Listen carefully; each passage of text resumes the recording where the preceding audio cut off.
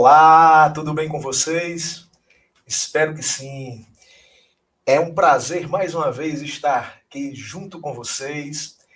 Eu sou o professor Lincoln de Biologia e convido a todos vocês a participarem dessa live de hoje, que está muito interessante, sobre um tema importantíssimo também para o Enem e para as nossas vidas de um modo geral. Além disso, peço a vocês, se você ainda não nos segue nas redes sociais, nos siga aí, Super Enem no Instagram, Super Enem no YouTube. Aproveita toda essa gama de materiais que está disponível para vocês e eu tenho certeza que se vocês aproveitarem ao máximo esses materiais, terão êxito sim, aquele êxito que você tanto quer para o Enem. Tudo bem? Vamos ver quem está aqui junto conosco. O Daniel Santos, boa tarde, Daniel, a Lívia Moreira, Luciana Porto, a Gabriele, muita gente já entrando aqui conosco, que maravilha. Bem, pessoal, então o que eu hoje, professor Lincoln, irei falar para vocês? Vamos falar sobre os aspectos morfofisiológicos de vírus, bactérias, protozoários e fungos. Aí você vai me perguntar assim, mas professor, a gente vai falar tudo isso nessa live? Vírus, bactérias, protozoários e fungos? Sim, falaremos sobre tudo isso de uma forma comparativa e daquela maneira que o Enem tanto vai exigir de vocês. Então, vejamos. Primeira pergunta que eu faço a vocês, como é de costume: o que são os vírus? Vocês têm ideia do que vem a ser os vírus? Pessoal, a gente pode definir um vírus como um ser vivo atípico. Aí alguém vai me perguntar, professor, mas como assim? Um vírus é um ser vivo? Sim, um vírus é um ser vivo. E a razão do vírus ser considerado um ser vivo reside no fato de que o vírus tem 3 características que somente os seres vivos possuem. E até por isso, devem ser sim considerados seres vivos. Então vejamos quais são as 3 características que os vírus possuem que os tornam seres vivos. A primeira delas é a capacidade de reprodução. Os vírus se reproduzem? Sim, se reproduzem. E só quem se reproduz é ser vivo. Ser inanimado, por exemplo, uma cadeira, uma mesa, um ventilador, um telefone celular, não se reproduzem, porque são seres inanimados. Não apresentam vida biológica. Todo vírus se reproduz? Todo vírus se reproduz. Tudo bem que eu vou já explicar um pouco melhor sobre a reprodução viral, que nós chamamos também de replicação dos vírus, que ela só ocorre quando eles estão dentro das células, utilizando-se do funcionamento celular, mas eles se reproduzem. Além disso, além dos vírus se reproduzirem, qual é a outra característica que permite identificar o vírus como um ser vivo? O vírus ele evolui, ou seja, ele sofre modificações em seu material genético, que pode ser DNA ou RNA. E é importante notar que o fato de evoluir, eu até já expliquei esse tema em lives anteriores, o que significa dizer que um ser vivo evolui, né? Significa dizer o que mesmo? Que ele sofre modificações em seu material genético, o que pode torná-lo mais ou menos adaptado. Os vírus, eles evoluem, eles se reproduzem e eles apresentam hereditariedade. O que é hereditariedade? É a capacidade que os vírus têm de transmitir algumas de suas características aos seus descendentes, aos novos vírus que são produzidos por meio da reprodução. Então é importante perceber que vírus é um ser vivo sim. Por quê? Porque tem 3 características que somente seres vivos possuem: reprodução, evoluem, que é a capacidade de evoluir, e também apresentam a outra característica, qual é a mesma que eu falei agora há pouco? Hereditariedade, exatamente. Agora, por que eles são atípicos? Por que eles são bem diferentes dos demais seres vivos? Porque eles são acelulares. Vírus não é formado de célula. Vírus é formado de quê mesmo? De uma capa proteica, que nós chamamos capsídeo, também denominada de cápside viral, e de material genético. O material genético dos vírus, diferentemente também de todos os demais seres vivos, pode ser a molécula de DNA ou RNA, porque em todos os demais seres vivos o material genético sempre será a molécula de DNA. É bom também lembrar isso. Além do mais, é importante notar que o que torna também os vírus bem diferentes, ou seja, atípicos em comparação a outros seres vivos, é o fato dos vírus não possuírem metabolismo próprio. Ou seja, eles não têm um conjunto de reações físico-químicas que mantenha uma homeostasia, um equilíbrio dinâmico da sua capacidade. Um vírus, ele é um parasita obrigatoriamente intracelular. Justamente pelo fato de não possuir metabolismo próprio, ele apresenta a necessidade, ele precisa ter que estar dentro de uma célula para que ele, utilizando-se da bioquímica celular, do metabolismo celular, ele consiga fazer o que ele precisa, que é a sua replicação, que é a sua reprodução. Então, para ficar bem claro, veja bem, é correto dizer que um vírus é um ser vivo, sim ou não? Coloque aí no chat, por favor. Pelo que eu acabei de explicar, vamos ver se vocês estão acompanhando mesmo. É correto dizer que um vírus é um ser vivo? Muito bem, pessoal. Sim, um vírus é um ser vivo. Ele é um ser vivo atípico. E por que ele é um ser vivo mesmo? Porque ele tem capacidade de reprodução, ele tem capacidade de evoluir e ele tem também hereditariedade, que são três características que só são percebidas, observadas entre seres vivos.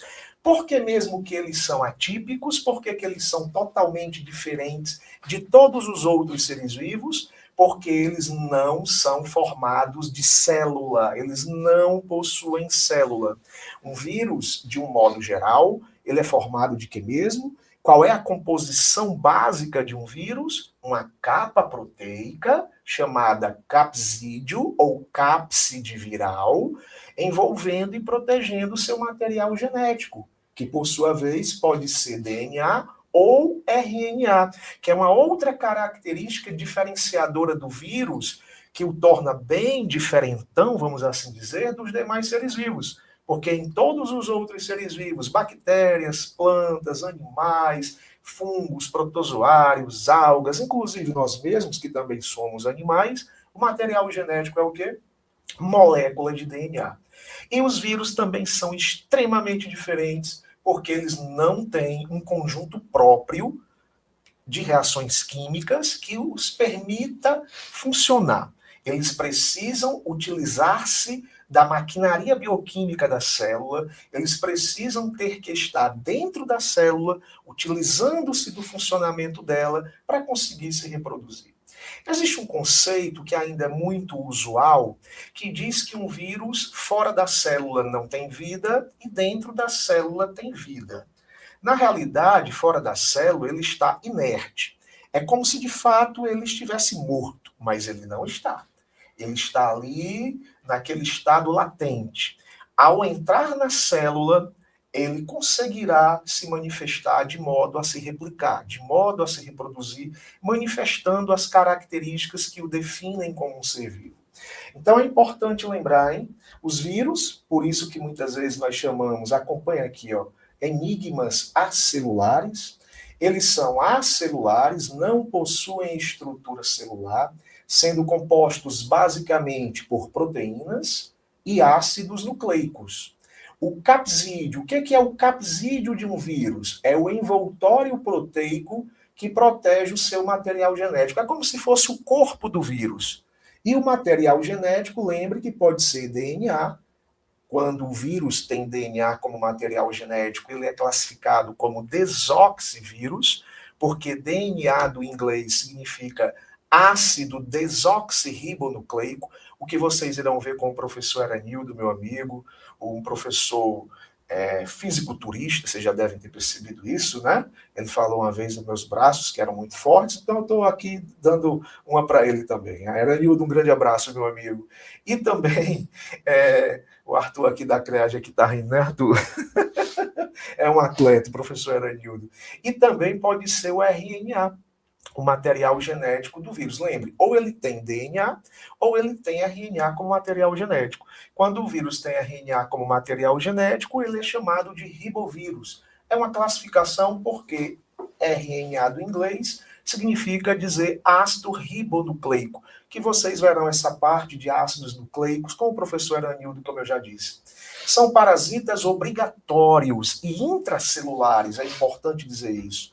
Dependem totalmente da maquinaria celular, do metabolismo da célula, do hospedeiro para poder se replicar. Ou seja, um vírus ele só se reproduz se ele estiver dentro da célula. E mais especificamente daquela célula na qual ele consegue se reproduzir. Porque para cada tipo viral, há alguns tipos celulares nas quais, nesses tipos, melhor falando, ele conseguirá desenvolver-se. A gente chama isso de tropismo viral celular, ou seja, cada tipo de vírus tem uma afinidade para alguns tipos de células especificamente. O que é o envelope viral? Alguns vírus têm envelope viral e outros não. É importante notar isso daqui. Todo vírus tem capa proteica? Tem capsídeo? Sim. Todo vírus tem ácido nucleico, ou seja, tem material genético? Sim. Alguns, lembrem, têm DNA como material genético, já outros têm RNA como material genético. Ou é um desoxivírus, ou é um ribovírus. Desoxivírus, o que é mesmo? Muito bem, é aquele vírus que o material genético é a molécula de DNA. Ribovírus, o que é mesmo? Muito bem, é aquele vírus que o material genético é a molécula de RNA. Alguns vírus, veja bem, hein? Alguns têm o chamado envelope. E o que é o envelope viral? É uma camada lipídica, na realidade lipoproteica, além de lipídios também há proteínas compondo o envelope viral, que compõe o vírus, que faz parte do vírus. Na realidade, o envelope viral é um pedaço da própria membrana da célula na qual o vírus havia se reproduzido. E ao sair da célula, ele leva esse pedaço da membrana da célula que o envolve, passa a fazer parte dele, a constituí-lo, o que vai dificultar, inclusive, o sistema de defesa do organismo para reconhecer aquele vírus, já que ele está o quê? Envolto pela própria membrana da célula do próprio organismo. Veja bem, pessoal, olha só essa imagem que eu estou aqui passando aqui o mouse, circulando com o mouse. Esse daqui é o vírus SARS-CoV-2, é justamente o vírus que causa Covid-19. Ele apresenta um envelope viral, uma membrana lipoproteica, com muitos lipídios que a compõem. Ele apresenta muitas proteínas de membrana, proteínas de envelope, a famosa proteína S, que é a proteína spike, que vem de espícula do inglês, que serve para ele fixar-se nas células, lá do trato das vias respiratórias, notadamente das regiões pulmonares, para permitir que consiga adentrar a célula e se reproduzir, causando a Covid-19. Material genético desse vírus é um RNA, ele é um ribovírus, e é importante notar um detalhe.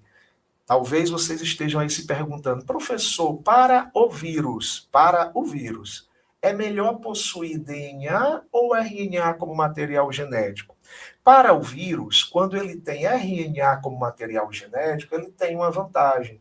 Ele é muito mais mutante do que o vírus de DNA. Os vírus de RNA, os chamados ribovírus, eles são mais mutagênicos.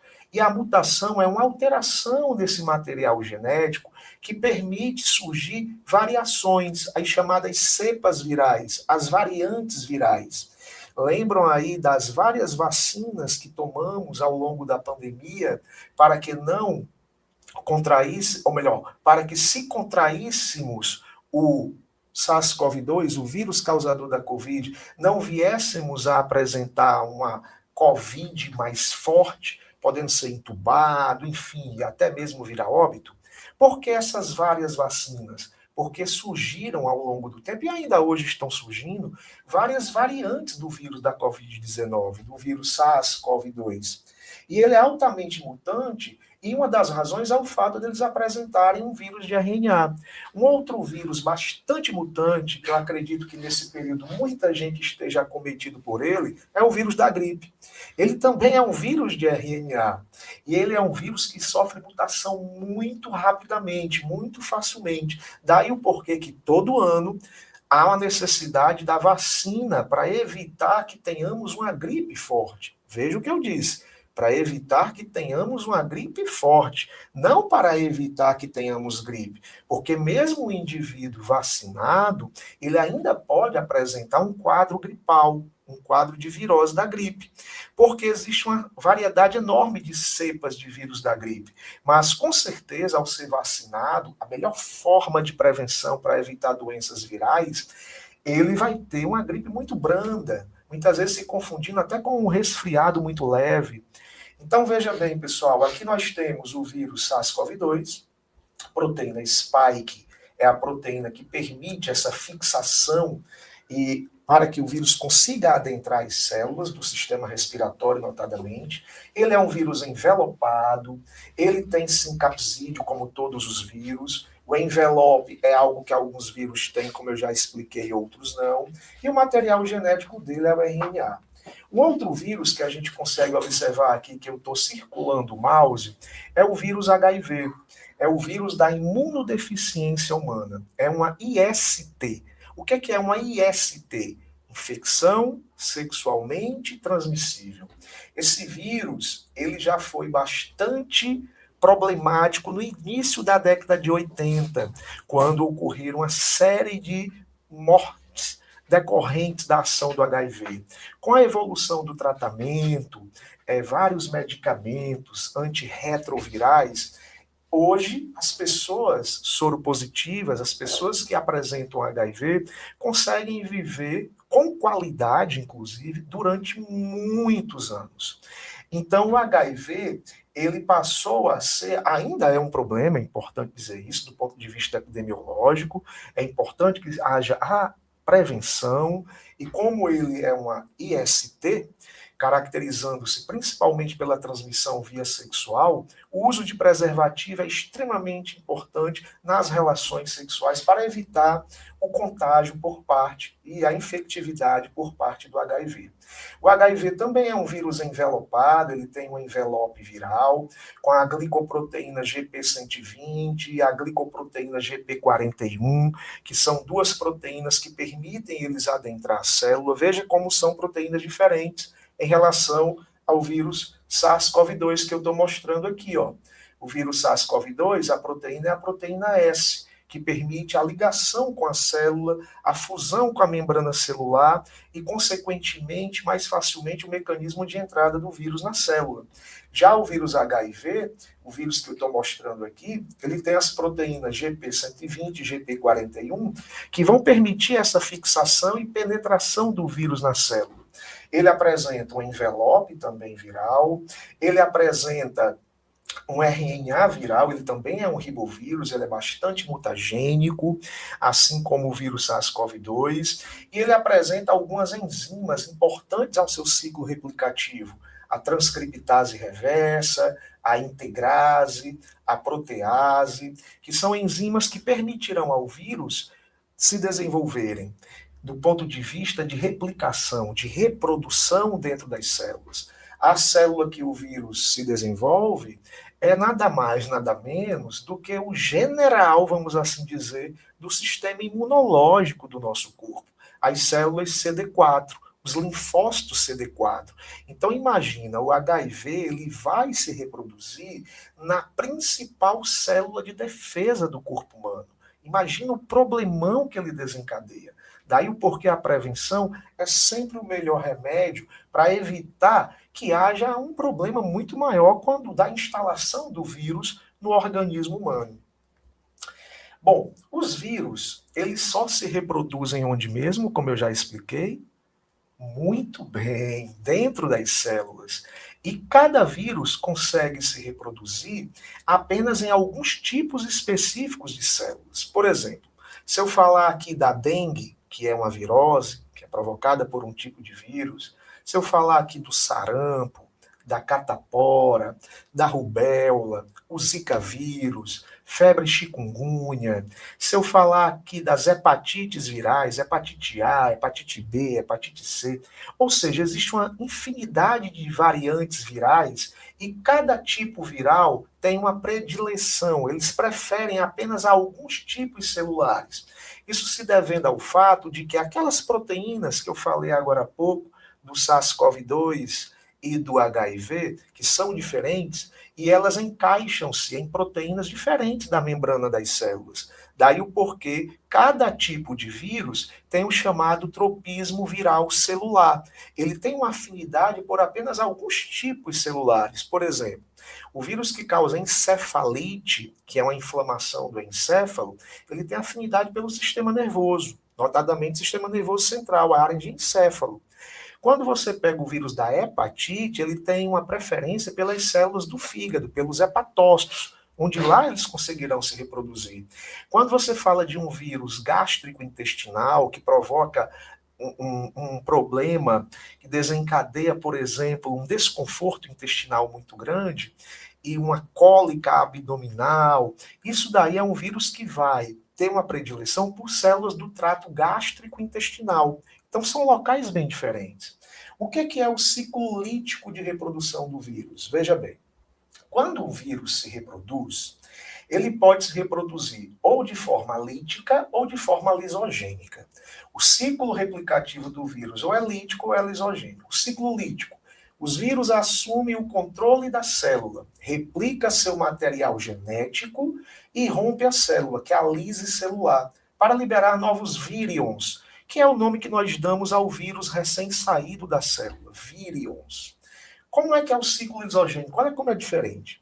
O material genético do vírus, muitas vezes o DNA, integra-se ao genoma da célula hospedeira. A gente chama isso de provírus, quando há a integração do genoma viral com o genoma da célula hospedeira. E permanece lá latente muito tempo, às vezes até anos, sendo replicado junto com a célula.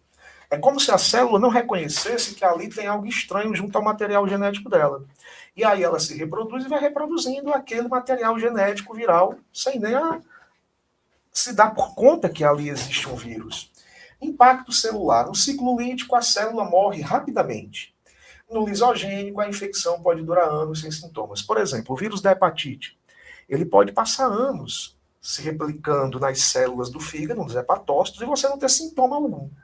Um belo dia você vai acordar com o olho amarelado, a pele amarelada, e algumas alterações típicas da hepatite viral, e, consequentemente, vai ser diagnosticado, e aí percebe-se que esse vírus poderia já estar ali no seu fígado muitos e muitos anos.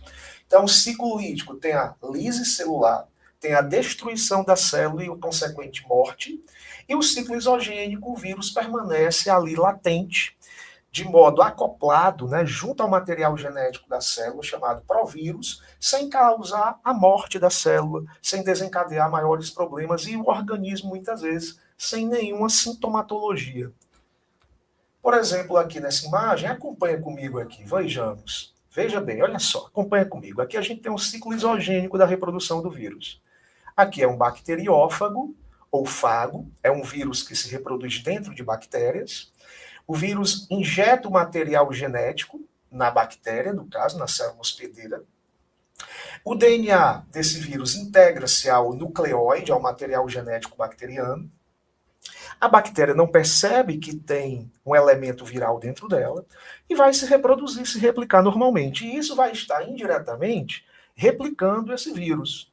E aí, esse vírus permanece nesse ciclo durante muito e muito tempo, nesse sentido de latência, né? O vírus permanece dormente na célula hospedeira. No caso aqui, um exemplo de um bacteriófago, de um vírus que se desenvolve dentro de bactérias. Então, quais seriam as etapas? Primeiro, a infecção, o vírus injeta o DNA na célula hospedeira. Segundo é o controle, o DNA viral integra-se ao DNA da bactéria.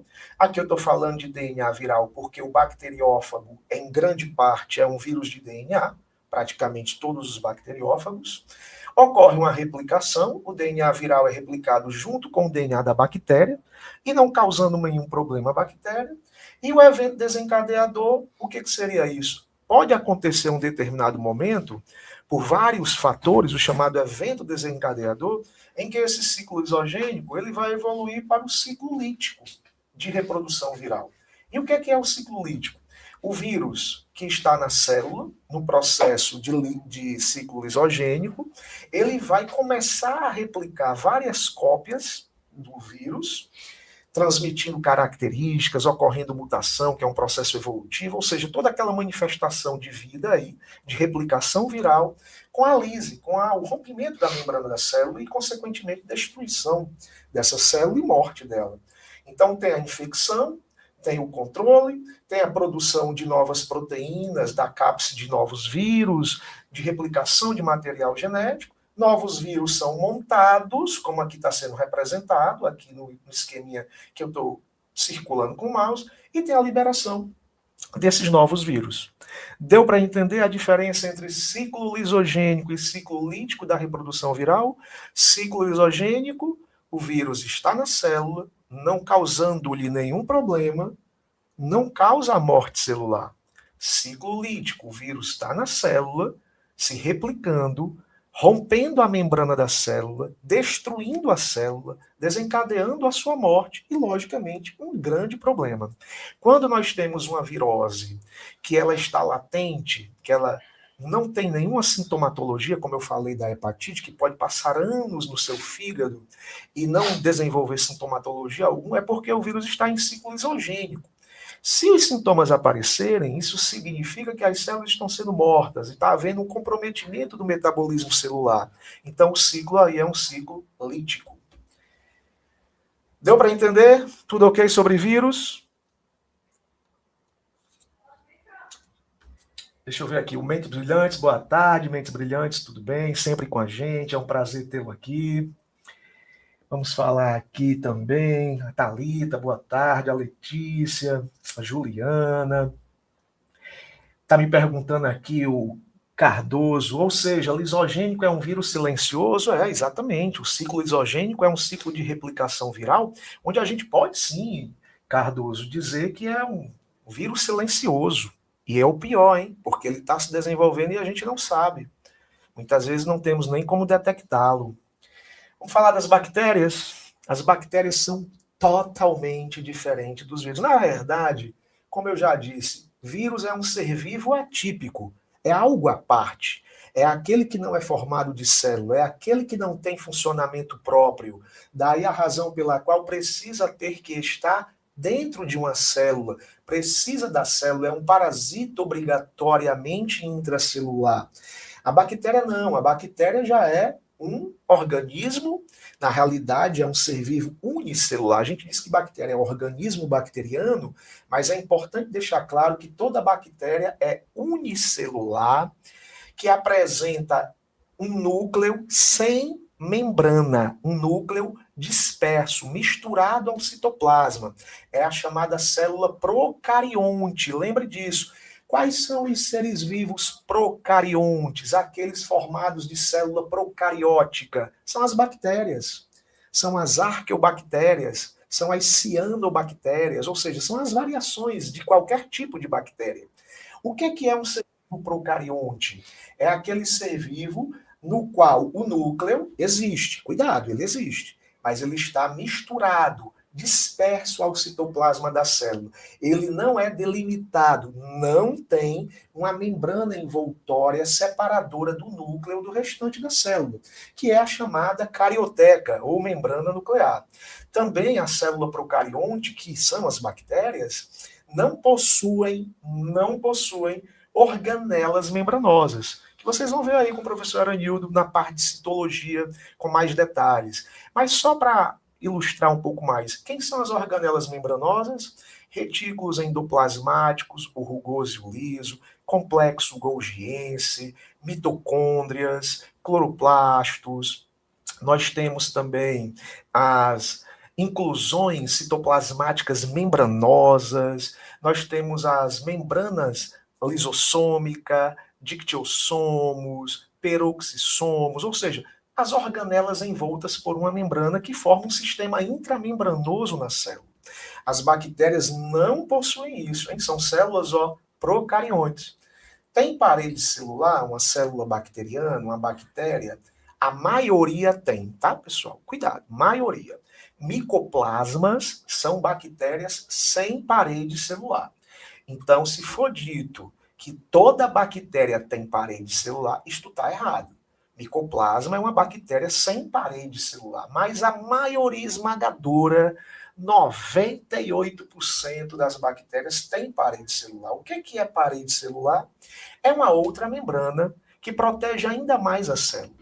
Que no caso das bactérias, ela é formada de peptidoglicano, uma mistura de carboidrato e proteína, peptidoglicano.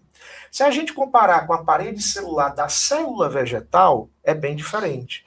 Porque a parede celular que as células vegetais, via de regra, possuem, ela é formada pelo polissacarídeo celulose, que é um tipo de carboidrato. E a parede celular confere o quê? Proteção e permite que as bactérias adquiram um determinado formato específico, ou arredondado, que nós chamamos de cocos, ou em formato de bastão, que chamamos de bacilo, ou espiralada, daí o nome espirilo. Material genético das bactérias, assim como em todos os seres vivos, DNA. Só que tem um detalhe aqui importante. O DNA das bactérias é um DNA circular, diferente do DNA dos demais seres vivos, que é um DNA em alfa-hélice, helicoidal, espiralado. Então, tem essa característica marcante do material genético bacteriano, que nós chamamos de nucleóide. É um DNA longo e circular. Por que, professor? Você deve estar me perguntando, por que, professor Lincoln, que o material genético de DNA da bactéria é um DNA circular e não espiralado, não aquela escadinha característica em alfa-hélice? Porque o DNA da bactéria não tem as estonas. Estonas são proteínas que causam o chamado enovelamento, aquela espiralação, a espiralação do DNA. Então, a bactéria, o DNA dela não tem estonas, e daí o porquê que o DNA é circular. Algumas bactérias têm plasmídios, que é um tipo de DNA, chamado DNA extracromossômico, e isso daqui é importante demais, porque quando a bactéria tem plasmídio, quando ela tem, porque não são todas que assim o possuem, elas geralmente vão ter genes que permitem a elas serem mais resistentes à ação de antibiótico. Antibiótico, já vou dando um spoiler aqui para vocês, que eu vou falar um pouco mais adiante, é um medicamento que mata a bactéria, utilizado para combater doenças provocadas por bactéria. E age sobre bactéria. É importante notar isso. Se você tiver uma virose e tomar antibiótico, isso não vai ter efeito nenhum para combater a virose. O antibiótico não combate virose. Às vezes o médico prescreve o antibiótico quando você está com virose para evitar que você tenha uma outra infecção oportunista provocada por bactéria. Não foi porque ele errou, tá bom? É para desencadear um processo preventivo, dada ali as bactérias que já existem, que poderiam se desenvolver e provocar uma infecção secundária oportunista, quando você tem um quadro viral. Então, o antibiótico, que algumas vezes é prescrito nessa situação, algumas vezes, o que é muito raro até, isso daí não é para combater o vírus, é para matar a bactéria que ali poderá surgir e causar um problema ainda maior. Ribossomo é uma organela muito típica, presente nas bactérias também, não é organela membranosa, lembrem disso, porque bactéria é célula procarionte. Célula procarionte não tem o que mesmo? Membrana nuclear, não tem carioteca, lembre, não tem. Tem núcleo, está misturado, está disperso no citoplasma. E também não tem organelas membranosas. Mas ribossomo é uma organela não membranosa. E aí, um detalhe aqui importantíssimo. O ribossomo das bactérias, ele é diferente do ribossomo das células eucariontes. E ainda bem que ele é diferente. Aí você vai me perguntar, professor Lincoln, por que você está dizendo ainda bem que ele é diferente? Porque muitos antibióticos agem matando bactérias de modo a inativar os ribossomos da bactéria. Agora pensa comigo. Se os nossos ribossomos fossem iguais aos ribossomos das bactérias, nós poderíamos usar antibiótico? Coloca aí no chat. Será que se os ribossomos das bactérias fossem idênticos aos nossos, nós poderíamos usar antibióticos que viessem a matar bactérias pelo fato de inativar ribossomos? Será que era possível? Não, não era possível, porque iria inativar nossos ribossomos também, que agem na síntese proteica. Então, olha só, o ribossomo da bactéria ele é um ribossomo do tipo 70S. O ribossomo das células eucariontes é do tipo 80S. Esse S vem de Sveldberg, um bioquímico sueco que traduziu em números a dimensão de peso numa ultracentrifugação bacteriana. Resumindo, para você entender um pouco melhor, é como se fosse uma espécie de peso da bactéria, de tamanho, ou melhor, da bactéria não, do ribossomo, do tamanho do ribossomo. O tamanho do ribossomo das células eucariontes é um pouco maior, tem 80S. O tamanho do ribossomo das células bacterianas é um pouco menor, 70.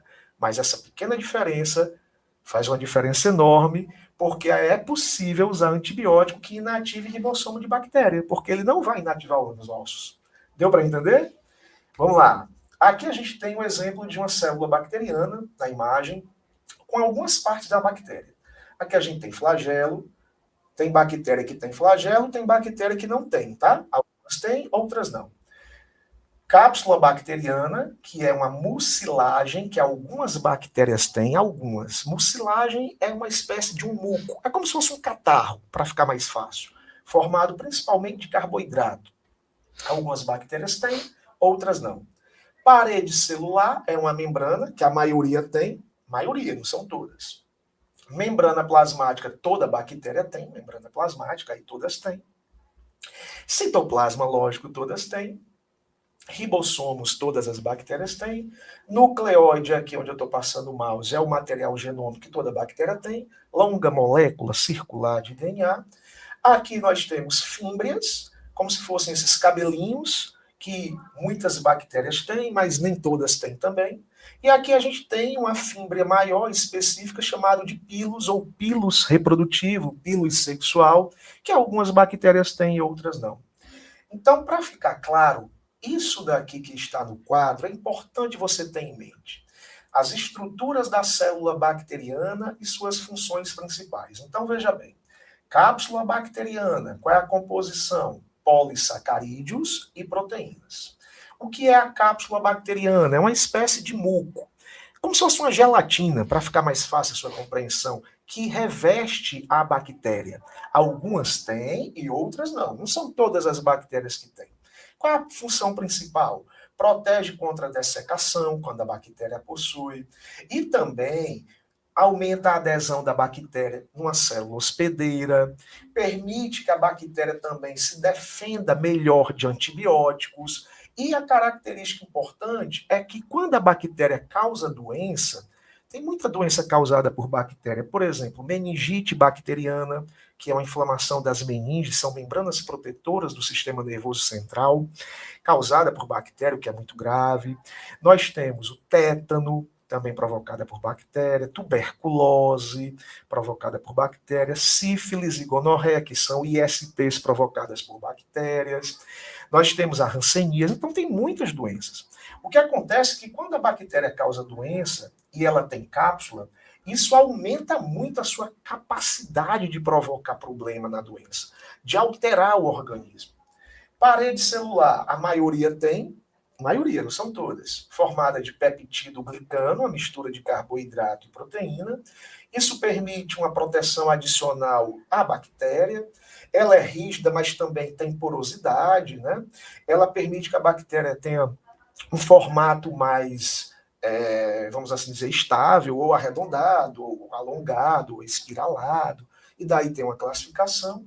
A membrana plasmática é a membrana celular, de um modo geral as células têm membrana, independente de ser célula procarionte ou eucarionte, e lembre, a bactéria é a célula procarionte, é uma bicamada fosfolipídica, principalmente, mas também tem proteínas, é uma dupla camada lipoproteica, né, a membrana plasmática.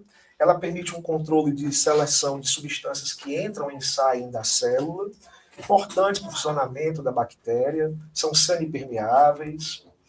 O citoplasma é a parte de dentro da bactéria, contendo água, proteínas, ribossomos, que é a organela mais importante das bactérias.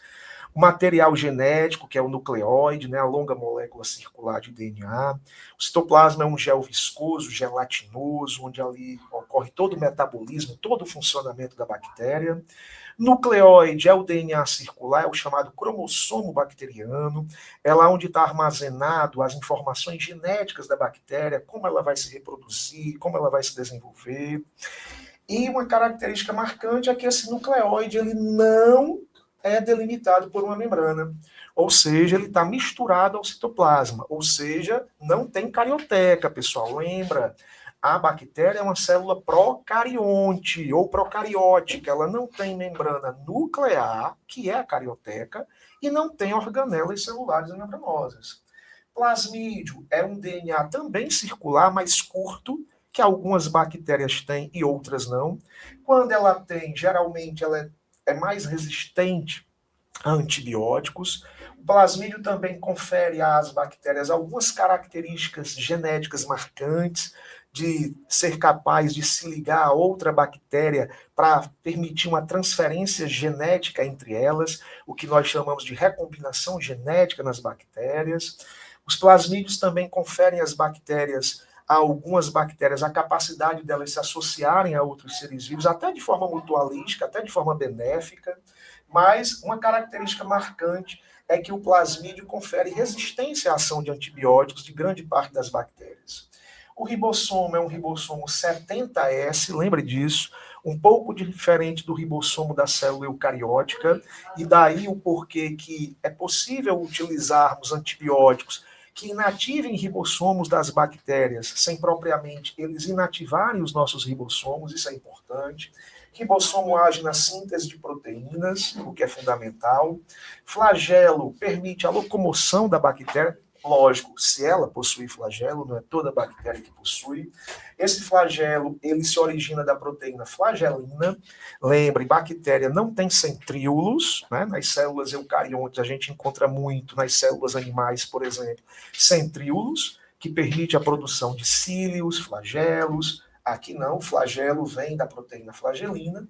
E os pílis ou fímbrias sexuais permite também que ocorra um processo de troca de material genético, daí o porquê que são chamados de pílis sexuais, e vem da proteína pilina.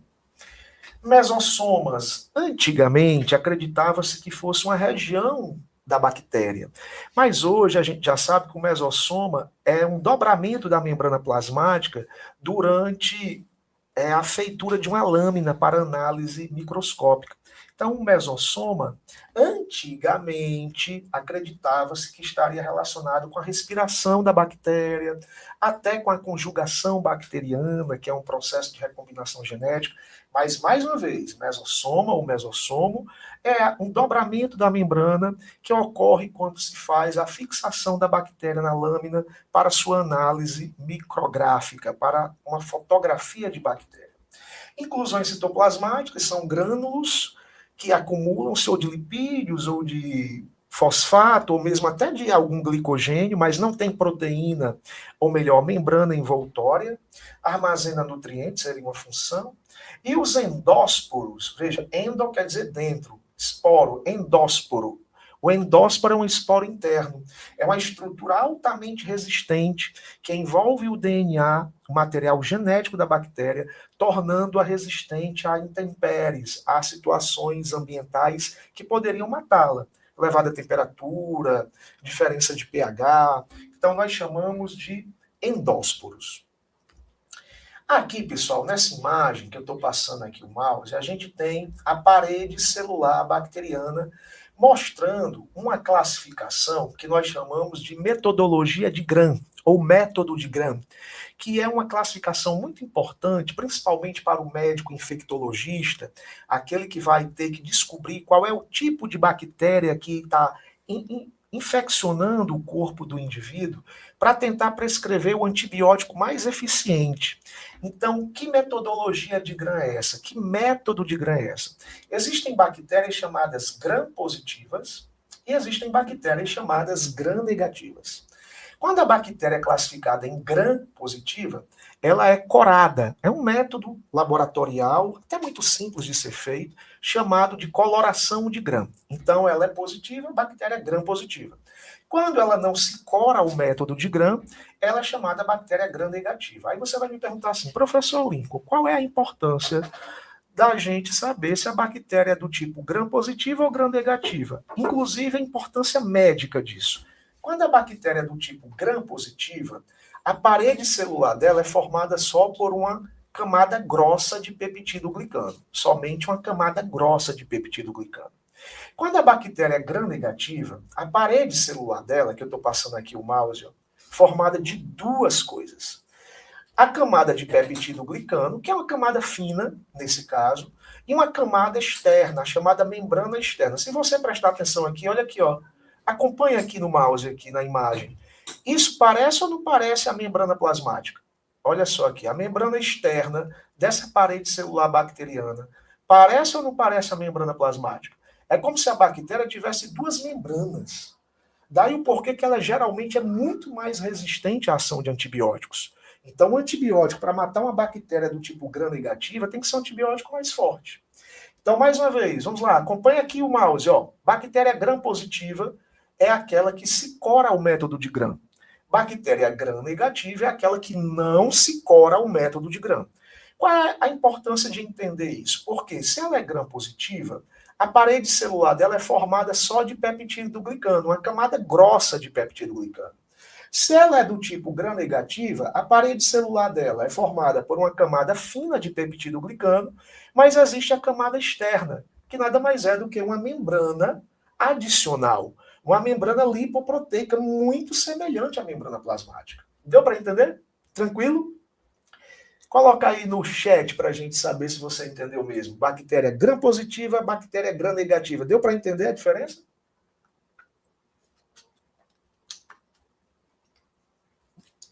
Muito bem, pessoal. Parabéns, vocês são demais. Entendendo tudo.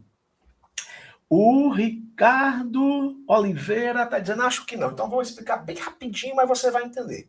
Bactéria Gram-negativa, via de regra, é menos resistente a antibióticos. Bactéria Gram, ou melhor, desculpe, bactéria Gram-positiva, hein? Desculpa, bactéria Gram-positiva, via de regra, é menos resistente a antibióticos. Bactéria Gram-negativa, via de regra, é mais resistente. Por quê?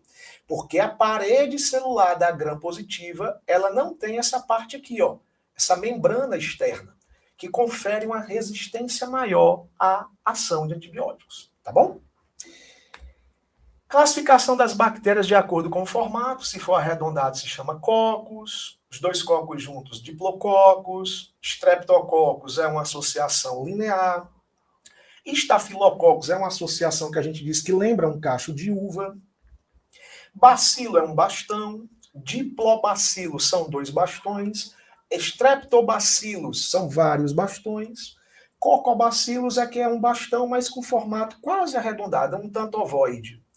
Espiroqueta é um espirilo, e vibrião lembra o que a gente costuma dizer de como se fosse uma vírgula. Tá? Então é uma classificação que às vezes uma questão traz, o que é um coco bacteriano, o que é um bacilo, o que é uma espiroqueta, é apenas esse entendimento do formato da bactéria. Bom, as bactérias se reproduzem principalmente de forma assexuada, que é uma reprodução rápida, duplica o material genético e praticamente se divide, gerando bactérias geneticamente iguais. O metabolismo das bactérias, a maioria é heterótrofa, veja bem, a maioria das bactérias é heterótrofa. Elas não produzem seu alimento, mas existem bactérias que fazem fotossíntese, que são autótrofas. Aí você vai me perguntar, professor, tem bactéria que faz fotossíntese igual à planta, libera oxigênio? Exatamente. As cianobactérias, por exemplo, fazem isso. Professor, e tem bactéria que faz fotossíntese assim um pouco diferente das plantas? Tem. Tem bactéria que no lugar de liberar oxigênio, libera gás sulfídrico, gás de enxofre. É um pouco diferente a fotossíntese, mas também é fotossíntese, só não libera oxigênio. Mas tem bactéria que libera oxigênio, olha que interessante. A maioria é heterótrofa. A recombinação genética é um processo que existe em algumas bactérias por conjugação, transformação e transdução. São 3 mecanismos que algumas bactérias conseguem fazer. E algumas bactérias são bastante resistentes à ação de antibióticos. E aí, lembra, quando ela tem plasmídio, ela é resistente à ação de antibióticos. Quando ela tem cápsula bacteriana, ela geralmente apresenta uma capacidade maior de provocar uma doença, a maior infectividade e até um certo grau de resistência também. Quando ela tem, por exemplo, mutações favorecedoras dessa resistência também, vai lhes permitir capacidade de resistir a antibióticos. Aqui a gente tem o principal mecanismo de reprodução da bactéria. Na verdade, um mecanismo chamado cisciparidade ou divisão binária ou bipartição. Imagina aqui a bactéria, está aqui o material genético dela, ela duplica o material genético, divide-se ao meio, literalmente formando 2 novas bactérias, mas isso não para aqui, tá? Isso continua. Só para vocês terem uma ideia, em um prazo de 20 minutos, uma bactéria consegue gerar milhares de novas bactérias. É por isso que quando o indivíduo apresenta uma infecção bacteriana, é importante o quanto antes ele iniciar o tratamento com antibiótico.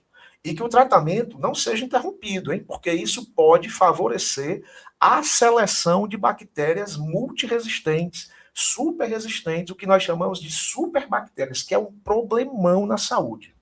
Então, o que é a cisciparidade ou divisão binária? A bactéria duplica o material genético, dividindo-se, gerando 2 bactérias geneticamente iguais. É um processo assexuado. Aqui a gente tem um mecanismo que a gente chama de conjugação bacteriana. Se você observar bem, eu tenho 2 bactérias.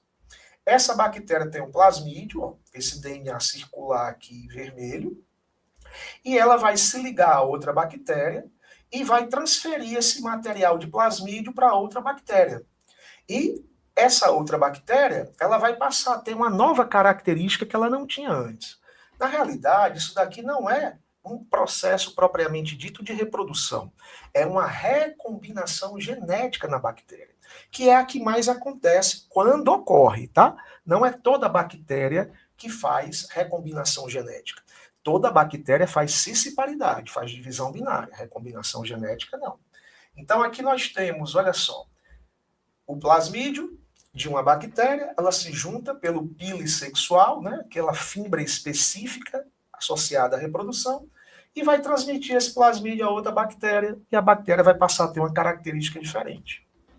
Aqui está mostrando a conjugação, aqui tem a transformação e a transdução bacterianas, que são outros 2 processos que viabilizam recombinação genética. A transformação acontece como? Quando uma bactéria está no meio e outras bactérias são mortas, algumas bactérias têm a capacidade de incorporar material genético daquela bactéria que morreu ali. Olha que interessante, vou falar mais pausadamente para você entender. Imaginemos que eu tenha 2 bactérias. Essa bactéria aqui, ela é resistente. Essa aqui não é resistente a antibiótico.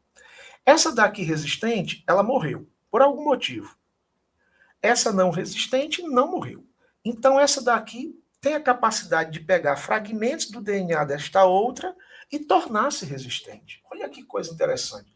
Nós chamamos isso de transformação bacteriana. O que é a transdução bacteriana? Você está vendo aqui na imagem que tem um bacteriófago, um vírus que se desenvolve em bactérias, que se reproduz em bactérias. Esse bacteriófago entra numa bactéria, se reproduz. Muitas vezes ele leva material genético dessa bactéria na qual ele havia se reproduzido, e quando ele vai infectar uma outra bactéria, às vezes a bactéria consegue se defender dele, mas ele já levou o material genético da bactéria que anteriormente ele havia se desenvolvido. Então a transdução envolve um terceiro elemento, permitindo recombinação genética na bactéria, que é o elemento viral, que é o bacteriófago. Um bacteriófago entrou na bactéria, saiu dela, levou parte de material genético dela, entrou em outra bactéria, nesta outra bactéria ela consegue se defender do vírus, do bacteriófago, e passa a ter material genético daquela bactéria que anteriormente o bacteriófago havia se desenvolvido. Veja que a transdução é bem diferente da transformação. A transformação, a bactéria, ela engloba o material genético da outra, que estava lá e morreu. Na transdução, é o vírus, chamado nesse caso bacteriófago ou fago, que vai levar material genético de uma bactéria na qual ele havia se reproduzido antes para a outra bactéria que passou a ficar recombinada geneticamente. E a conjugação é mais diferente ainda. Uma bactéria liga-se à outra pelo pile sexual, por uma fibra especializada na transferência de plasmídio, transferindo um plasmídio dessa bactéria para outra, e essa bactéria passando a ter uma característica diferente da outra. Deu para entender? Tudo tranquilo? Aqui entendi um pouco, depois vou assistir novamente. Muito bem, vocês devem fazer isso, porque esse material, vocês devem assisti-lo quantas vezes vocês acharem necessário, tendo em vista que a gama de informações que nós trazemos são informações importantes para o Enem. Resistência bacteriana aos antibióticos. A primeira coisa que você tem que entender é um desafio global de saúde pública que atualmente já acontece. A resistência das bactérias aos antibióticos é algo que naturalmente existe. Agora nós estamos intensificando isso com o uso indevido, com o mau uso dos antibióticos. Eu peço a vocês que assistam aos vídeos que nós trazemos e que tem aí no YouTube, que fica lá gravado, vídeos com diversos temas. Inclusive eu mesmo falei sobre resistência, sobre as superbactérias, num vídeo específico sobre isso. O que é a resistência bacteriana? Resistência bacteriana é a capacidade que as bactérias desenvolvem de sobreviver e se multiplicar na presença de antibióticos, que normalmente as matariam. Esse fenômeno ocorre através de mudanças genéticas que permitem à bactéria resistir aos efeitos do medicamento. Então, resumindo, uma bactéria não resistente, ela é mais facilmente morta por um antibiótico. Uma bactéria resistente, ela é mais difícil de ser morta por um antibiótico. E, consequentemente, ela vai provocar mais danos no organismo. O resultado é uma infecção persistente, tratamento falha, necessidade de antibióticos mais fortes. Já uma bactéria sem resistência, a infecção está controlada, o paciente se recupera mais fácil. Como as bactérias desenvolvem resistência? É muito importante pensando no Enem. Olha só. Primeiro, a mutação genética. É algo que naturalmente ocorre nas bactérias, inclusive com certa frequência. E isso pode trazer variações em seu material genômico, no seu nucleóide, na sua longa molécula circular de DNA, que as tornem resistentes ao antibiótico. Transferência horizontal de genes. O que é isso? Lembra quando eu falei da conjugação? Que uma bactéria transfere plasmídio a outra e essa passa a ter uma característica diferente. O que acontece? É importante notar que quando uma bactéria transfere plasmídio a outra, no processo de conjugação, a outra que recebe vai receber um material genético que pode torná-la resistente ao antibiótico. Daí ser uma transferência horizontal. E seleção natural também. Seleção natural, essa inclusive direcional, que eu até já expliquei em lives anteriores sobre tipos de seleção natural. Seleção natural direcional, por quê? Porque o uso indevido de um antibiótico, a interrupção de um tratamento, pode matar somente bactérias que são sensíveis, deixando aquelas resistentes. Quando elas se reproduzirem, só vai ter a partir daí bactérias resistentes. Por que os vírus causam mais pandemias? Isso é importante. Por que eles causam mais pandemias do que as bactérias? Os vírus se reproduzem mais rapidamente, né, tem uma maior velocidade de replicação, uma transmissão também mais eficiente, falta de medicamento específico para combater vírus, o que na bactéria tem um antibiótico, uma capacidade maior de mutação que o vírus tem em relação às bactérias, um período de incubação que pode durar muito tempo. Lembra quando eu falei do ciclo isogênico dos vírus, que ele pode passar anos sem se manifestar? Então é difícil identificar esse vírus e ele vai sendo transmitido. E a viabilidade ambiental. Alguns vírus permanecem viáveis por até alguns estimativa de 30, 40, 50 anos no ambiente. Mesmo ali inerte, ele permanece viável. Então, são 6 razões científicas do porquê os vírus causam mais pandemias do que as bactérias. Quais são as 6 razões principais? Vamos lá. Velocidade de reprodução, que do vírus é muito maior do que das bactérias. Transmissão muito mais eficiente de vírus do que das bactérias. Falta de um tratamento mais eficaz, apesar de que muita doença já tem vacina para evitar, mas medicamento para vírus é mais difícil, capacidade maior de mutação dos vírus, um período de incubação muito mais variável e uma viabilidade ambiental muito maior, capacidade de resistência no meio ambiente também muito maior. Vírus e bactérias são aliados também, não só são prejudiciais. Por que são aliados? Na biotecnologia, pessoal, e na saúde, nós usamos muito vírus e bactérias. Na biotecnologia, na manipulação de material genético, a gente usa muita bactéria, muito vírus. Produção de vacina, a gente usa pedaços de vírus, usa bactéria.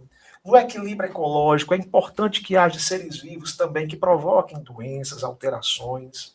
Microbiota e imunidade, é importante notar que os vírus são fundamentais também, e as bactérias em várias partes do organismo. E os desafios sanitários em consequência de viroses, de bacterioses, provocadas por esses seres vivos. Pois bem, o que são protozoários? Rapidinho, vírus não tem célula. Bactéria tem? Tem. Procarionte ou eucarionte? Procarionte. Protozoário já é um ser vivo unicelular, igual às bactérias, mas eucarionte, diferente das bactérias. Bactéria é procarionte. Então, o que é um protozoário? É um organismo unicelular, um ser vivo formado também de uma única célula, igual às bactérias, porém, diferente das bactérias, são eucariontes, que realizam todas as funções vitais em uma única célula, assim como as bactérias. O que é uma célula eucarionte? É aquela que tem a membrana nuclear, que tem organelas membranosas. Então, se você comparar um protozoário com uma bactéria, quem é o mais complexo? É o protozoário, porque já é uma célula eucarionte. Os protozoários são heterótrofos, todos heterótrofos, não tem protozoário que seja autótrofo. Bactéria, a maioria é heterótrofa, mas tem algumas autótrofas. Os protozoários se locomovem ou por flagelos, são os flagelados, ou por cílios, são os ciliados, ou às vezes tem protozoário que não tem estrutura de locomoção, que nós classificamos como esporozoários, e tem os pseudópodes, que são aqueles prolongamentos que as amebas, por exemplo, são bem típicos desse grupo. Os protozoários, onde é que eles vivem? Em diferentes ambientes. Mas aqueles que têm em ambiente de água doce, rio, lago, açude, são protozoários que têm o famoso vacúolo pulsátil ou contrátil, que permite uma osmorregulação, que permite a ele a capacidade de controle osmótico. Aqui, pessoal, nessa imagem, veja bem, tem um processo de reprodução de protozoários. Reprodução assexuada, muito semelhante às bactérias. Duplica o material genético e divide-se, a chamada divisão binária, bipartição. Mas alguns protozoários têm a divisão múltipla, vários núcleos se formam, só depois se dividem.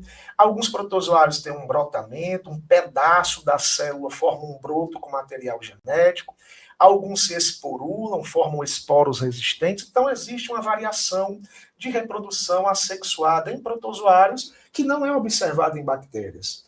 Também existe uma conjugação, semelhante à conjugação bacteriana, que é um processo propriamente de reprodução dos protozoários, e uma fusão gamética, e essa fusão gamética ela ocorre em alguns protozoários que produzem esses gametas primitivos. Doenças provocadas por protozoários. Eu vou citar apenas porque o professor Aranildo vai falar de parasitologia para vocês e vai trazer com maiores detalhes. Mas, por exemplo, tricomonas vaginalis. É o nome do protozoário que causa tricomoníase, que é uma IST, é uma infecção sexualmente transmissível. Entoameba histolítica, a famosa ameba. A amebíase, o pessoal acha que é verme, né? Ameba não é verme, é protozoário. E a doença nós chamamos de protozoose. Lembra, doença causada por vírus, virose, doença causada por bactéria, bacteriose, doença causada por protozoário, protozoose. Aqui são as protozooses, ó, tricomoníase, amebíase, giardíase, a famosa giardia lamblia, ou giardia intestinalis, também é um protozoário, causando problemas gástrico-intestinais severos. O tricomonas normalmente provoca uma infecção do trato urogenital, notadamente das mulheres, mais comum em mulheres do que em homens. Doença de Chagas é uma outra doença provocada pelo protozoário Trypanosoma cruzi. Malária, provocada pelos protozoários do gênero Plasmodium. Então percebam aqui que os protozoários, muitos deles são causadores de doença, né? Amebíase, giardíase, tricomoníase, doença de Chagas, malária, mas todo protozoário causa doença? Não, tem protozoário que é de vida livre, não causa doença nenhuma. Toxoplasmose, e aí tem as fezes do gato como um transmissor também desses cistos do protozoário. Calazar, que vocês já ouviram falar, né? O cachorro com calazar. Agora, cuidado, hein? O calazar não é transmitido pela mordedura ou arranhadura do cachorro. O calazar é transmitido pela picada do flebotomínio, do mosquito. E esse mosquito palha, esse flebótomo, ao picar o cão, se o cão tiver o protozoário, se ele tiver o calazar, poderá transmitir o calazar ao ser humano.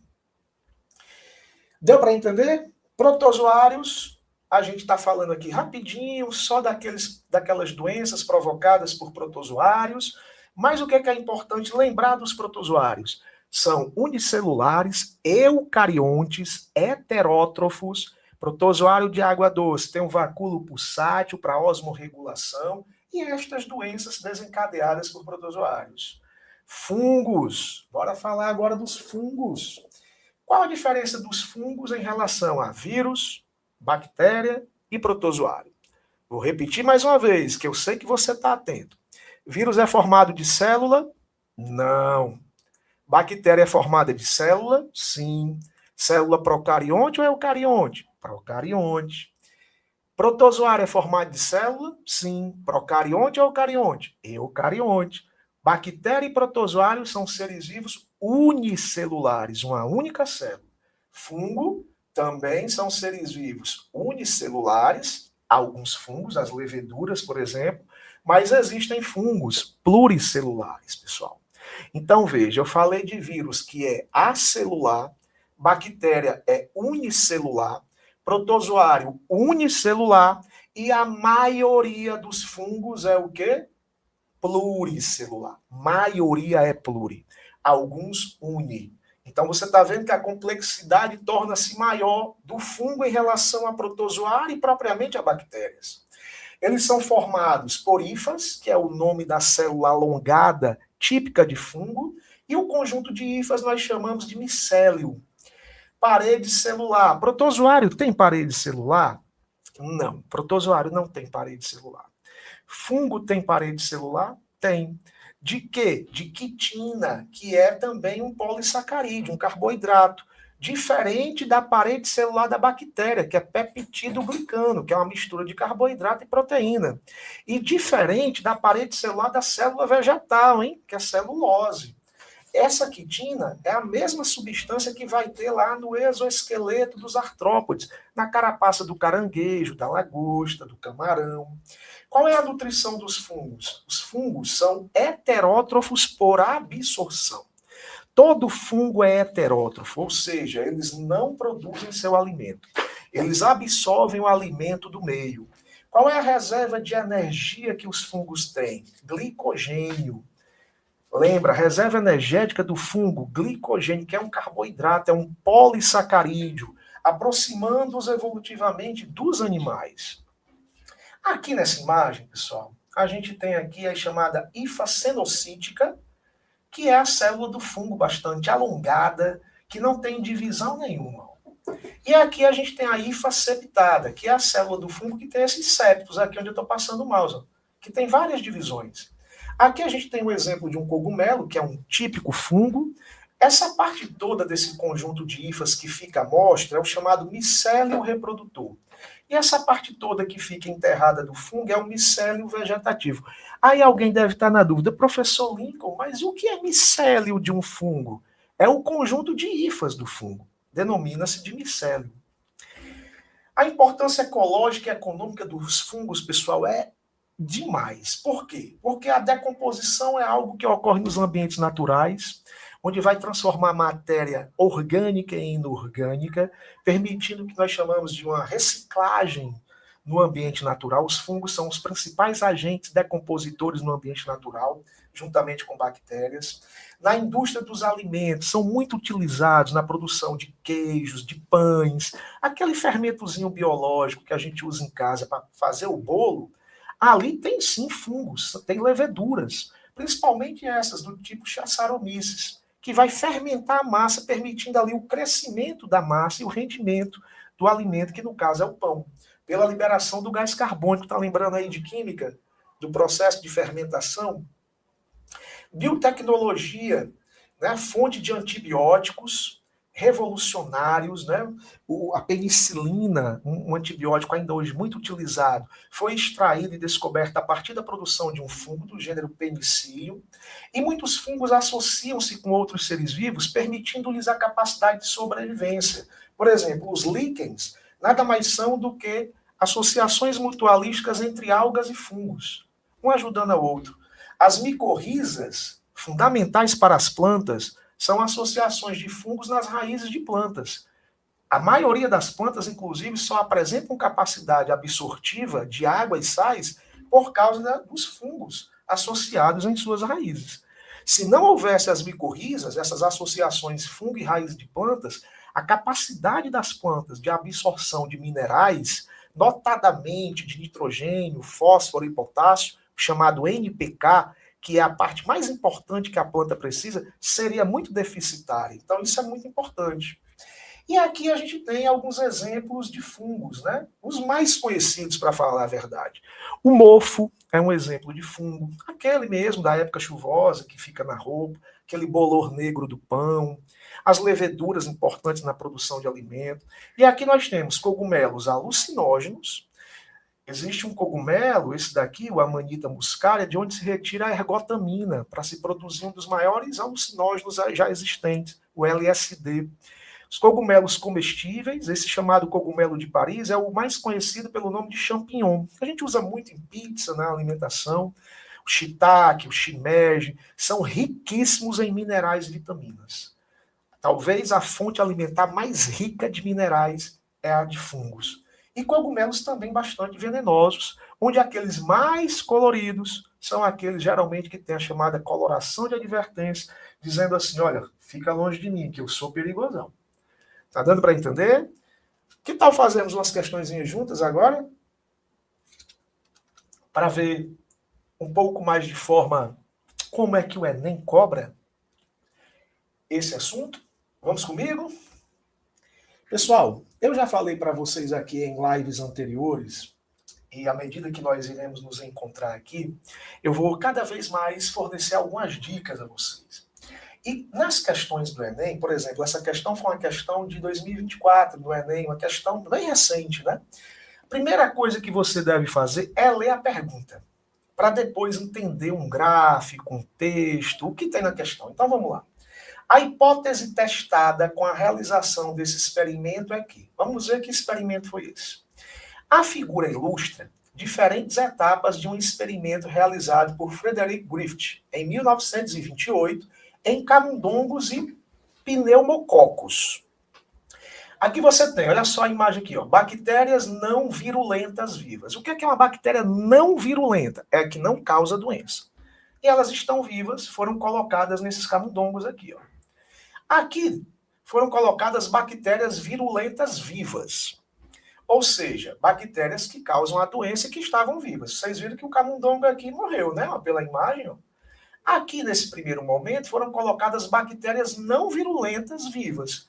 Mas se elas não são virulentas, quer dizer que elas não causam doença. Alguém deve estar perguntando assim, professor, mas espera aí, eu estou sem entender. Bactéria virulenta, não virulenta, não lembra mais vírus, né? É porque é um termo utilizado onde a gente diz virulência é a capacidade de provocar doença. Não é só de vírus. Quando eu digo bactéria virulência, bactéria virulente é aquela que provoca uma infecção, tá bom, pessoal? Aqui, por exemplo, ó, bactérias virulentas mortas por ação do calor e aí foram injetadas no camundongo, o camundongo permaneceu vivo, porque elas já estavam mortas. Bactérias não virulentas vivas, que não provocam a doença, juntamente, mais bactérias virulentas mortas por ação do calor. E olha só o que foi que aconteceu aqui, ó. O camundongo morreu. Bora entender uma coisa. Aqui foi colocado no camundongo bactéria que não causa doença, ele está vivo. Aqui foi colocado no camundongo bactéria que causa doença e o camundongo morreu. Aqui foi colocado no camundongo bactérias virulentas mortas, aí elas já estavam mortas, o camundongo permaneceu vivo. E aqui foi colocado bactéria não virulenta viva, que não causava doença, junto de bactérias virulentas que já estavam mortas. A lógica era para esse camundongo estar vivo, né? Mas por que ele morreu?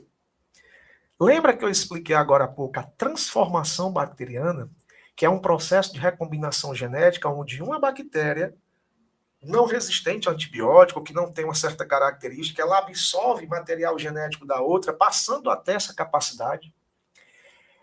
Deu para perceber? E aí, qual é o item correto? O que vocês acham? Coloca aí no chat. Olha aí, o Eduardo já está colocando aí a letra D. Quem mais? Vocês acham que é a letra D mesmo? Bora ver, o item A. Os seres vivos sofrem mutações pelo calor. É isso que está sendo mostrado, pessoal? Item B. O calor é eficaz para matar micro-organismos. Item C. As bactérias virulentas, que são aquelas que causam doença, né, não são alteradas pelo calor. Eu acho que não foi isso que mostrou, não, né? Item D. A virulência de uma bactéria pode ser transferida para outra. Olha aí a transformação bacteriana. A sobrevivência dos camundongos depende da quantidade de bactérias injetadas. Pessoal, vocês são demais, parabéns. É muito gratificante estar aqui com pessoas tão atenciosas e de um nível excepcional. Item correto é o item D, pessoal. A questão aqui está falando justamente de transformação bacteriana. Essas bactérias que não estavam vivas, mas que causavam a doença, tinha material genético que essas que estavam mortas aqui, ó, acabaram recebendo, né? Essas bactérias virulentas mortas, melhor falando, que estavam aqui, forneceram material genético para essas vivas aqui que incorporou e que passaram a provocar a doença. Então, item correto, item D. Questãozinha do Enem, também de 2024. Bora ler a pergunta primeiro, hein? As máscaras auxiliam no controle dessa doença, pois está perguntando por que as máscaras auxiliam no controle dessa doença. Bora entender que doença foi essa. Ao respirarmos, falarmos, tossirmos ou espirrarmos, liberamos gotículas e aerosóis. Se estamos com alguma infecção respiratória viral, vírus estarão contidos ali. Estima-se que uma pessoa com Covid-19, falando alto por 1 minuto, pode gerar mais de 1.000 partículas de aerosóis, o que poderia levar à liberação de mais de 100.000 partículas virais de SARS-CoV-2. O uso de máscara pela população pode auxiliar na redução da transmissão desse vírus, conforme apresentado na figura. Olha a importância do uso de máscaras, inclusive para quando você estiver aí gripado, hein? Ou uma outra virose de natureza respiratória, onde a transmissão se dá por via aérea. Importante demais. Lembre que nós passamos a ter esse hábito do uso de máscara justamente somente depois da pandemia da Covid-19. Então, as máscaras auxiliam no controle dessa doença, pois. E aí, pessoal, qual o gabarito correto? Falem aí no chat. Alguém está falando que é B. Quem mais? B, rapaz, é bom demais. Item A. As máscaras neutralizam as partículas virais presentes nas gotículas e aerosóis. Elas neutralizam mesmo? Lembra que tinha toda uma técnica para colocar e retirar a máscara? Se você pegasse aqui, né? Sua mão ia ficar contaminada, né? B. Fornece uma barreira de proteção contra as partículas virais liberadas no ar. Será que é isso que está sendo mostrado? C. Reduzem a quantidade de vírus nas gotículas. Será que eu usar máscara vai reduzir a quantidade de vírus nas minhas gotículas? Permitem que os indivíduos infectados inspirem e expirem menos partículas virais. Mantém afastados os indivíduos não infectados daqueles que já foram infectados. Então, o item correto é o item B, pessoal. Aqui a Ana Carolina, o Hudson, mentes brilhantes. Vocês estão de parabéns, né? É o item correto, é o item B nessa questão. Questão 3. Em qual material biológico dos cães a presença desse protozoário representa risco de transmissão dessa zoonose? Que zoonose é essa? Vamos lá. A leishmaniose visceral é uma zoonose causada por um protozoário do gênero Leishmania, que é encontrado em diversos tecidos. Ela é transmitida ao homem de forma indireta por vetores do ambiente doméstico. O cão é considerado um importante hospedeiro desse protozoário, podendo ou não apresentar os sintomas da doença, como perda de peso, anemia, ferimentos na pele, diarreia, conjuntivite e insuficiência renal. Em uma região que sofre com alta incidência dessa doença, que doença é essa? Leishmaniose visceral, causada pelo protozoário do gênero Leishmania. Em uma região que sofre com alta incidência dessa doença, uma campanha do Centro de Zoonoses buscou verificar a presença desse protozoário nos cães para tentar controlar a doença. Em qual material biológico dos cães a presença desse protozoário representa risco de transmissão? Eu expliquei agora há pouco que na leishmaniose visceral, no calazar, o cachorro não transmite mordendo ou arranhando. Na realidade, tem que ter a picada de um mosquito, que ao picar o cão com calazar, poderá adquirir o protozoário que lá está presente onde? No sangue do animal. E assim transferi-lo para um ser humano. Daí o ciclo de transmissibilidade desse protozoário, passando do animal para o ser humano. Daí o porquê que é uma zoonose. Então, o item correto é o item D, no sangue do caso do cachorro, né? Em relação a essa questão, é uma questão que envolve um conhecimento básico sobre parasitologia, especificamente sobre calazar. Eu resolvi colocá-la aqui para fazer o link com a questão de protozoários, mas vocês, mais uma vez, vão ver essa parte de parasitologia com meu amigo, grande professor Anildo. Outra questão que ocorreu no Enem 2022, bora ver a pergunta primeiro, hein? Essa tecnologia utilizada no combate à dengue consiste na... Então, veja, quando você leu a pergunta primeiro, olha a dica que eu estou dando. Você já sabe que a questão está falando de dengue. Dengue é causada por um vírus. Existem 4 sorotipos principais de vírus da dengue. Dengue 1, dengue 2, dengue 3, dengue 4. Que é o DEN1, DEN2, DEN3, DEN4. Então, você pode ter dengue 4 vezes, porque existem 4 variações de cepas virais para dengue. No entanto, existe vacina para evitar dengue já. Bastante eficiente, com uma alta eficácia. E mesmo que você, depois de vacinado, venha a ter alguma forma de dengue, vai ser muito mais branda. Dengue é uma virose, é causada por um vírus. Então, bora lá, você vai procurar o que aí? Ó? Essa tecnologia no combate à dengue consiste na... O que é que essa tecnologia faz? É isso que a gente vai procurar.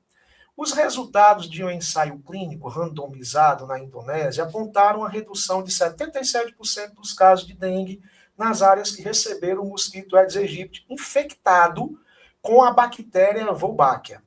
Trata-se da mesma técnica utilizada no Brasil pelo método Wolbachia. Iniciativa conduzida pela Fundação Oswaldo Cruz, Fiocruz. Essa bactéria induz a redução da carga viral no mosquito, e, consequentemente, o número de casos de dengue na área, sendo repassada por meio do cruzamento entre os insetos. Como essa bactéria é um organismo intracelular e o vírus também precisa entrar nas células para se reproduzir, ambos necessitarão de recursos comuns. Deu para perceber? Está falando de uma técnica para combater o aumento da incidência de dengue. Que técnica foi essa? Colocar no mosquito Aedes aegypti, lembrando que só as fêmeas transmitem, porque as fêmeas são hematófagas, alimentam-se de sangue, diferentemente dos machos, que são fitófagos, alimentam-se de seiva de plantas, então eles não transmitem o vírus da dengue, é bom lembrar disso. E está dizendo que a técnica consistia no quê? Em colocar uma bactéria para reduzir a carga viral lá do mosquito. Ou seja, a bactéria, ela estava dentro das células do mosquito, juntamente com o vírus. E elas estavam precisando dos mesmos recursos. Então elas estavam o quê? Elas estavam se ajudando? Ou elas estavam competindo uma com a outra? Bactéria competindo com o vírus. O que é que vocês acham? Mentes Brilhantes está colocando que a resposta é D. A Thalita também. Não, a Thalita disse, acho que eu iria errar. Não, você não ia errar não, Thalita. Olha só, depois da explicação aqui. Eles estão competindo. Então, o que é que acontece? Bora ver o item A. Essa tecnologia utilizada no combate à dengue consiste na predação do vírus pela bactéria. O vírus está predando a bactéria. É isso que o texto está falando? Ele é um predador da bactéria? Esterilização de mosquito infectado. Os mosquitos infectados estão estéreis? Foi dito aqui que o mosquito não vai mais se reproduzir em algum momento? Alteração no genótipo do mosquito pela bactéria. Foi dito aqui nessa questão que a bactéria está alterando o material genético do mosquito? Item D, competição do vírus e da bactéria no hospedeiro, que o hospedeiro é quem? É o próprio mosquito, que é o transmissor do vírus da dengue. Inserção, quer dizer, colocação de material genético do vírus na bactéria, é isso que está sendo dito? Muito bem, pessoal. Estou vendo aqui no chat o item correto. Competição do vírus e da bactéria no hospedeiro. Questão 5 do Enem de 2021. Vamos ler. O consumo concomitante. O que é concomitante? Ao mesmo tempo. Então, o consumo ao mesmo tempo desses promotores da saúde poderá causar A. Então, veja, está falando de algo que é consumido ao mesmo tempo, que promove, né? Promotor é aquilo que promove saúde, pode causar o quê? Bora entender. Probióticos são micro-organismos vivos utilizados na promoção da saúde, uma vez que ajudam na reposição da microbiota intestinal. O que é microbiota intestinal? São bactérias que naturalmente existem no nosso intestino, importantíssimas. A maior parte da vitamina K que nós temos é produzida por estas bactérias. Essas bactérias permitem a absorção de determinados nutrientes, permitem a motilidade, o movimento intestinal e, consequentemente, a maior capacidade absortiva do intestino. As bactérias intestinais são importantíssimas. Não é à toa que, quando há uma prescrição de antibiótico, é importante que haja uma reposição bacteriana, haja os probióticos, para que novamente essa microbiota se estabeleça. E aí está dizendo mais, ó. Devem ser consumidos. No entanto, recomendações médicas indicam que probióticos de origem bacteriana não devem ser consumidos ao mesmo tempo que antibióticos, sendo necessário um intervalo entre a ingestão de um e de outro. Veja bem, o que é que está sendo dito aí? Que o probiótico, que é um micro-organismo vivo, promove saúde, é importante para a microbiota intestinal. Está dizendo que tem uma recomendação que eles não devem ser consumidos, ingeridos, junto com antibióticos, porque eles são de origem o quê? Bacteriana. Já imaginou tu consumir algo de origem bacteriana ao mesmo tempo do antibiótico que mata a bactéria? Vai funcionar? Então, esse consumo vai promover, poderá causar o quê? Obstrução do fluxo intestinal, anulação do efeito dos antibióticos, intoxicação pelo excesso de fármacos, ou seja, de remédios, desorganização do sistema imunológico ou redução da densidade de bactérias simbióticas, de bactérias benéficas. O que vocês acham? Redução da densidade de bactérias simbióticas, bactérias benéficas ao intestino. Porque quando tu toma o probiótico de origem bacteriana junto com o antibiótico já vai matar esses probióticos. Então, essa densidade de bactérias mutualísticas que lá estariam no intestino vão ser reduzidas. Daí o porquê no espaço de tempo que você deve administrar o probiótico de origem bacteriana ao fazer uso de antibiótico, e não os dois ao mesmo tempo. Tá ok? Vamos para a nossa última questão. Bora ler primeiro, hein? Questãozinha do Enem 2021. A experiência para testar a ação do calor sobre as duas espécies bacterianas demonstrou o quê? Então aqui a gente vai buscar a experiência que fala de calor sobre duas espécies de bactérias. Tem assim, ó. Em uma aula de métodos físicos de controle do crescimento dos micro-organismos, foi realizada uma experiência para testar a ação do calor sobre duas espécies bacterianas. Escherichia coli, o ensaio A, tá aqui, ó. E o Bacillus subtilis, ensaio B, que está aqui também. Ó. Nesses ensaios, foram adicionadas 2 gotas de cultura pura de cada uma das espécies em tubos de ensaio, contendo o meio nutritivo previamente esterilizado. Posteriormente, os tubos foram submetidos aos seguintes tratamentos. Tubo 1, tubo controle, não tem tratamento. Positivo, as 2 bactérias estavam presentes nos dois. Tubo 2, fervura em banho-maria por 5 minutos. As 2 bactérias, no tubo 2, suportou a fervura em 5 minutos, estavam presentes. Tubo 3, fervura em banho-maria por 20 minutos. Fervendo 20 minutos. Tubo 3, a Escherichia coli está no ensaio A, não estava mais presente, foi morta. E o ensaio B estava positivo.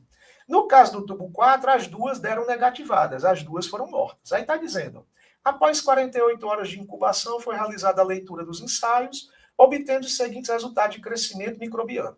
Perceba que tanto no tubo 1 como no tubo 2, elas cresceram, foi positivo.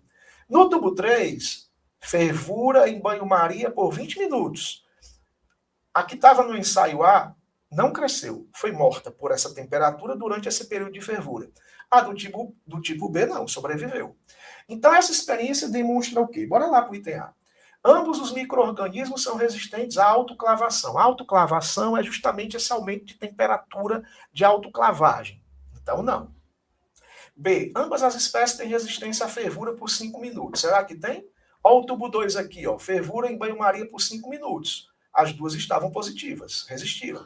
C. A bactéria subtítulos é sensível à fervura em banho-maria. Ela é sensível à fervura em banho-maria? De forma alguma, né? Por que que ela é sensível à fervura? Porque ela deu tudo positivo aqui, ela não é. Ela só foi morta aqui na autoclavagem, o processo de esterilização com calor úmido. Entender, a bactéria Escherichia coli é mais resistente do que a Cibítulos. A Cibítulos é mais resistente, só deu negativada no tubo 4, na autoclavagem. E o item é, os 2 micro-organismos são eliminados pela fervura dos 20 minutos. O organismo B. Cibítulos não é eliminado pela fervura de 20 minutos. Você observando o experimento, parece ser uma questão difícil, tenha calma na sua hora da sua prova, observe, você facilmente vai identificar que o gabarito correto é qual? Quem está respondendo, algumas pessoas colocando item B, rapaz, vocês são demais. Outros ali, talvez não prestaram um pouco de atenção, mas fiquem atentos, item correto, item B. Ambas as espécies têm resistência à fervura por 5 minutos. Nosso gabarito das questões. Pessoal, eu espero que vocês tenham entendido o assunto, revejam o material, nos siga aí nas redes sociais, no Instagram, no YouTube, Super Enem. Aproveite. Um grande abraço do professor Lincoln, um abraço fraterno e estaremos aqui mais uma vez com outros assuntos. Um grande abração.